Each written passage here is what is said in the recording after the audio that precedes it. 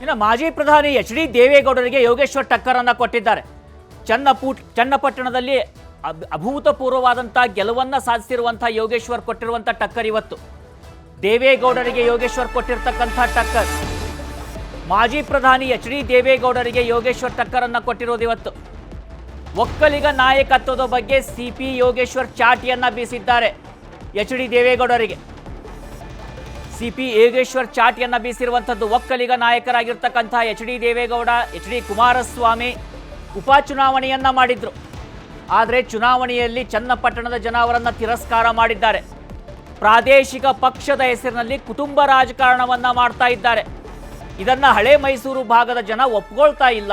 ಹೀಗಾಗಿ JDS ಅನ್ನ ತಿರಸ್ಕಾರ ಮಾಡ್ತಾ ಇದ್ದಾರೆ ಅಂತೇಳಿ ಈಗ ಯೋಗೇಶ್ವರ್ ಕೊಟ್ಟಿರುವಂಥ ಹೇಳಿಕೆ ಇದು. ಇನ್ನು ಮಾಜಿ ಪ್ರಧಾನಿ ಎಚ್.ಡಿ. ದೇವೇಗೌಡರು 92ನೇ ವಯಸ್ಸಿನಲ್ಲಿದ್ದಾರೆ. ವಿಶ್ರಾಂತ ಜೀವನವನ್ನ ಮಾಡಬೇಕು ಅವರು ಅಂತ ಕೂಡ ಸಿಪಿ ಯೋಗೇಶ್ವರ್ ಹೇಳಿಕೆಯನ್ನ ಕೊಟ್ಟಿದ್ದಾರೆ. ಒಕ್ಕಲಿಗ ನಾಯಕರಾಗಿರ್ತಕ್ಕಂಥ ಎಚ್.ಡಿ. ದೇವೇಗೌಡ, ಎಚ್.ಡಿ. ಕುಮಾರಸ್ವಾಮಿ ಉಪಚುನಾವಣೆಯನ್ನ ಮಾಡಿದ್ರು. ಆದರೆ ಜನ ತಿರಸ್ಕಾರ ಮಾಡಿದ್ದಾರೆ. ದೇವೇಗೌಡರಿಗೆ 92 ವಯಸ್ಸು, ಅವರು ವಿಶ್ರಾಂತಿಯನ್ನ ಮಾಡ್ಕೊಳ್ಬೇಕು ಹೊರತು ಈ ರೀತಿಯಾಗಿ ಬಂದು ಪ್ರಚಾರವನ್ನ ಮಾಡಬಾರ್ದು ಅಂತ ಕೂಡ ಹೇಳಿಕೆಯನ್ನ ಕೊಟ್ಟಿದ್ದಾರೆ ಯೋಗೇಶ್ವರ್. ಚನ್ನಪಟ್ಟಣದ ನೂತನ ಕಾಂಗ್ರೆಸ್ ಶಾಸಕರಾಗಿರುವಂಥ ಸಿಪಿ ಯೋಗೇಶ್ವರ್ ಅವರು ನಮ್ಮ ಜೊತೆಗಿದ್ದಾರೆ. ಅವ್ರನ್ನ ಈ ಬಗ್ಗೆ ಮಾತನಾಡಿಸ್ತೀನಿ, ಕೆಲವೊಂದು ರಾಜಕೀಯ ಬೆಳವಣಿಗೆಗಳ ಬಗ್ಗೆ. ಸರ್, ನಾಯಕತ್ವದ ಪ್ರಶ್ನೆ ಉದ್ಭವವಾಗಿದೆ. ನಾಯಕತ್ವವನ್ನು ಒಪ್ತಾ ಇಲ್ಲ, ಒಕ್ಕಲಿಗರ ನಾಯಕತ್ವವನ್ನು ಅಂತ ಯಾವ ರೀತಿಯಾಗಿ ವಿಶ್ಲೇಷಣೆ ಮಾಡಿದ್ದೀರಿ?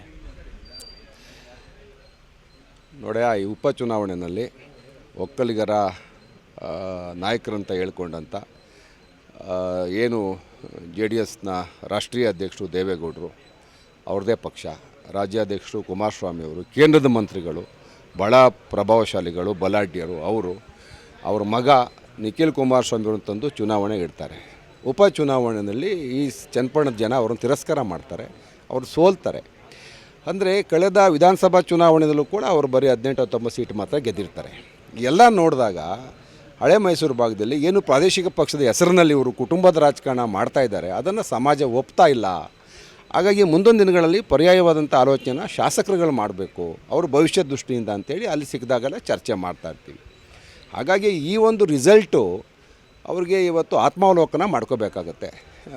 ದೇವೇಗೌಡರಿಗೆ ಈಗಾಗಲೇ ಸಾಕಷ್ಟು ಹಿರಿತನ, 92 ವರ್ಷದ ಆಜುಬಾಜುನೇ ಇದ್ದಾರೆ, ವಿಶ್ರಾಂತ ಜೀವನ ಮಾಡಬೇಕು. ಬಂದು ಸಮಾಜವನ್ನು ದಿಕ್ಕು ತಪ್ಪಿಸ್ತಕ್ಕಂಥ ಕೆಲಸ ಮಾಡಿದ್ರು. ಹಳ್ಳಿಗೆ ಬಂದು ಪ್ರಚಾರ ಮಾಡಿದ್ರು, ಮೊಮ್ಮಗನ್ನು ಗೆಲ್ಸ್ಕೊಂಡು ಹೋಗ್ತೀನಿ ಅಂತೇಳಿ ಎದೆ ಹೊಡ್ಕೊಂಡ್ರು. ನಮಗೆ ಎಲ್ಲೋ ಒಂದು ಕಡೆ ಅವ್ರ ಬಗ್ಗೆ ಯಾಕೆ ಇವರು ಈ ಇಳಿ ವಯಸ್ಸಿನಲ್ಲಿ ಸಮಾಜಮುಖಿಯಾಗಿ ಸಮಾಜಕ್ಕೆ ಮಾರ್ಗದರ್ಶನ ಕೊಡಬೇಕಾದವರು ಸ್ವಂತ ಮೊಮ್ಮಗನಿಗೋಸ್ಕರ ಈ ಥರ ಬಡಬಡಾಯಿಸ್ತಾರೆ ಅಂತ ಅನ್ನಿಸ್ತು. ಹಾಗಾಗಿ ಅವರು ಕೂಡ ಯೋಚನೆ ಮಾಡಬೇಕಿವತ್ತು. ರಾಜಕೀಯದಿಂದ ನಿವೃತ್ತರಾಗಿ ವಿಶ್ರಾಂತಿ ಜೀವನ ತಗೋಬೇಕು. ಅವರ ಹಿರಿತನಕ್ಕೆ ನಾವೆಲ್ಲ ಗೌರವ ಕೊಡ್ತೀವಿ. ಭಾಳ ಜನ ಯುವಕರು ಈ ರಾಜ್ಯದಲ್ಲಿ ರಾಜಕಾರಣ ಮಾಡ್ತಾಯಿದ್ದಾರೆ, ಅವರಿಗೆಲ್ಲ ಅವಕಾಶ ಕೊಡಬೇಕು ಅಂತ ಹೇಳ್ತಾ. ಅಂದರೆ ಒಕ್ಕಲಿಗ ನಾಯಕತ್ವದ ರೇಸ್ನಲ್ಲಿ ಯೋಗೇಶ್ವರ್ ಇದ್ದಾರೆ ಸರ್? ಇಲ್ಲ, ನನಗಿಂತ ಭಾಳ ಜನ ಹಿರಿಯರಿದ್ದಾರೆ. ಯಾರಾದರೂ ಅವಕಾಶ ತಗೊಳ್ಳಿ, ಯಾರ್ಯಾರಿಗೆ ಯೋಗ್ಯತೆ ಇರುತ್ತೆ, ಯೋಗ ಇರುತ್ತೆ, ಜನಾಭಿಪ್ರಾಯ ಇರ್ತದೆ, ಅವರು ಆಗ್ತಾರೆ. ನಾನೇನು ರೇಸಲ್ಲಿಲ್ಲ. ನಾನು ಇನ್ಯಾರ ತಗೋಬೇಕು ಉತ್ತಮರು ಅಂತ ಹೇಳ್ತಾ ಇದ್ದೀನಿ ಅಷ್ಟೇ. ನಾನು ಹೇಳೋದು ಸಾರ್ವಜನಿಕ ಜೀವನದಲ್ಲಿ ಸಾರ್ವಜನಿಕವಾಗಿ ಆಲೋಚನೆ ಮಾಡೋರು ಬೇಕು.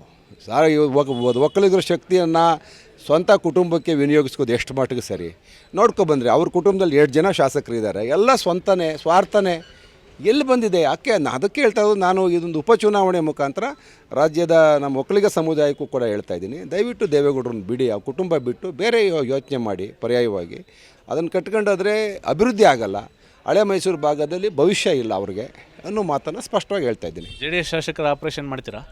ನನಗೇನು ಅವಶ್ಯಕತೆ ಇಲ್ಲ. ನಾವು 139 ಜನ ಇದ್ದೀವಲ್ಲ, ನಮಗೇನು ಅವಶ್ಯಕತೆ ಇಲ್ಲ. ಯಾರಾದರೂ ಬಂದು ಪಾರ್ಟಿ ಸೇರ್ಕೋತೀವಿ ಅಂತಂದರೆ ನಮ್ಮ ಹೈಕಮಾಂಡ್ ಒಪ್ಪಿದ್ರೆ ಅವ್ರನ್ನ ಬೇಕಾದ್ರೆ ಮಾತಾಡಿಸ್ಬೋದು, ನಮಗೇನು ಅವಶ್ಯಕತೆ ಇಲ್ಲ. ಇದಿಷ್ಟು ಯೋಗೇಶ್ವರ್ ಅವರ ಮಾತು. AT Venkatesh Prabhu, news 18, Ramanagara. ಇನ್ನು ರಾಜ್ಯದಲ್ಲಿ ಬಿಜೆಪಿಯ ಒಡುಕು ಮುಂದುವರಿತಾನೇ ಇದೆ. ಸದ್ಯ ಸಿಎಂ ಅವರ ಕಾವೇರಿ ನಿವಾಸದಲ್ಲಿ ಮುಖ್ಯಮಂತ್ರಿ ಜೊತೆಯಲ್ಲಿ ಎಸ್ ಟಿ ಸೋಮಶೇಖರ್ ಭೇಟಿಯನ್ನ ಮಾಡಿದ್ದಾರೆ.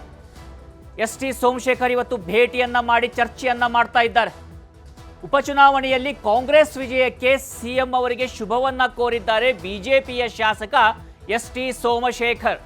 ಬಿಜೆಪಿ ಶಾಸಕ, ಅಂಡರ್ಲೈನ್ ಮಾಡಬೇಕಿದನ್ನ, ಬಿಜೆಪಿಯ ಶಾಸಕ ಎಸ್ ಟಿ ಸೋಮಶೇಖರ್ ಅವರು ಸಿಎಂ ಜೊತೆ ಯೋಗೇಶ್ವರ್ ಗೆಲುವಿನ ವಿಚಾರದ ಬಗ್ಗೆ ಚರ್ಚೆಯನ್ನ ಮಾಡಿದೆ. ವಕ್ಫ್ ವಿರುದ್ಧ ಬಿಜೆಪಿ ಹೋರಾಟದ ಬಗ್ಗೆಯೂ ಸಿಎಂ ಜೊತೆ ಮಾತುಕತೆಯನ್ನ ಮಾಡಿದ್ದೇನೆ ಅಂತ ಹೇಳಿ ಹೇಳಿಕೆಯನ್ನ ಕೊಟ್ಟಿದ್ದಾರೆ ಎಸ್ ಟಿ ಸೋಮಶೇಖರ್ ಅವರು. ಉಪಮುಖ್ಯಮಂತ್ರಿಗಳಿಗೆ ಇಬ್ಬರಿಗೂ ಕೂಡ ವಿಶ್ ಮಾಡಬೇಕು ಅಂತಕ್ಕಂಥದ್ದು. ಯಶವಂತಪುರ ಕ್ಷೇತ್ರಕ್ಕೆ ಸುಮಾರು 75 ಕೋಟಿ ಅನುದಾನವನ್ನು ಕೊಟ್ಟಿದ್ದಾರೆ.